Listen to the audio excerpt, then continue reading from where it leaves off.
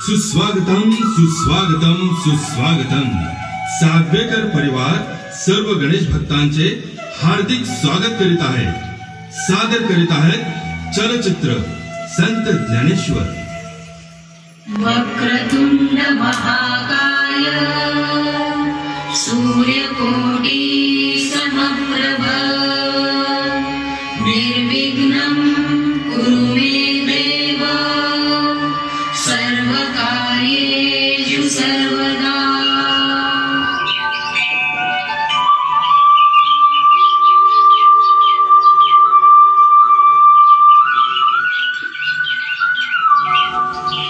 संत ज्ञानेश्वरांचे वडील विठ्ठलपंत कुलकर्णी संसाराचा त्याग करून संन्यास घेतला आणि नंतर गुरुआज्ञेने गृहस्थ आश्रमात प्रवेश केला।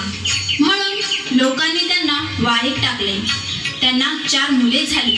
निवृत्ती, ज्ञानदेव, सोपान, मुक्ताई ही मुले मोठी होऊन शुद्धीपत्रासाठी धर्मसभेपुढे उभे राहिले।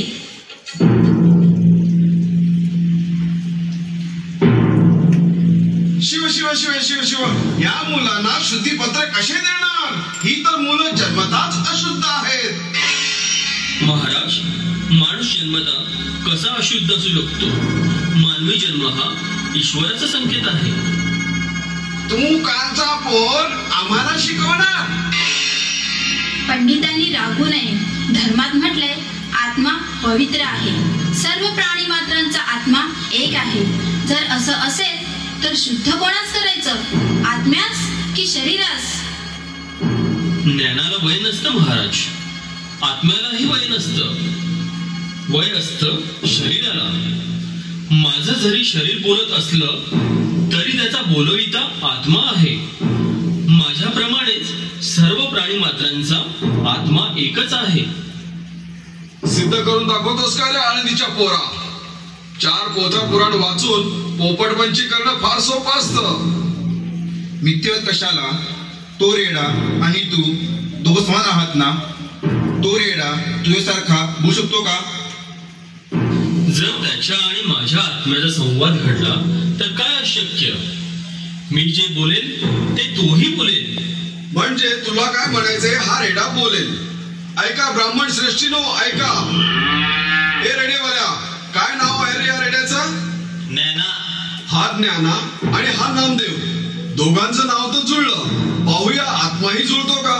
आता हाक मार तुझ्या भावाला, पाहूया काय बोलतो ते। ओम ब्रह्म ब्राह्मणो ब्रह्म वर्जिताय तत्। ओम ब्रह्म ब्राह्मणो ब्रह्म वर्जिताय तत्।